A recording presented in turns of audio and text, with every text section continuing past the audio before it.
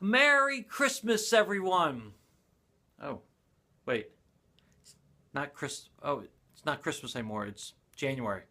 Oh, sorry about that. Well, I hope you had a very Merry Christmas, and I hope you had a great time with your friends and family. Happy New Year, everyone, and I hope that you're enjoying your New Year so far. Today, I want to start off by sharing a story about a family that I encountered over Christmas time.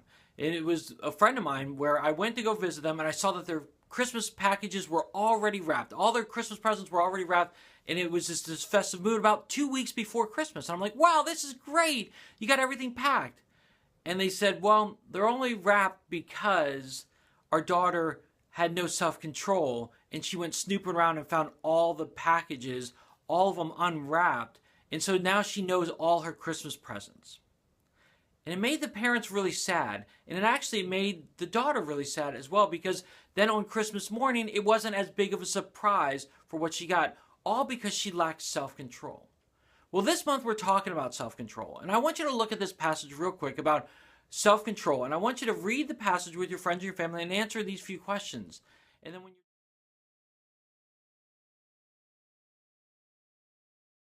having self-control is so important, because whether it's getting angry and losing our self-control and saying things that we don't mean to say and hurt other people, or whether it's snooping around because we don't have any self-control and we want to find the presents before our birthday or Christmas, when we lose self-control, we can actually hurt other people. But the great news is that God can give us self-control. And the bottom line of today's story is God can give you power to control yourself.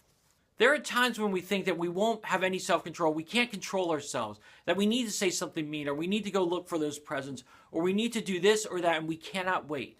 But the great news is that God can give you the power to control yourself.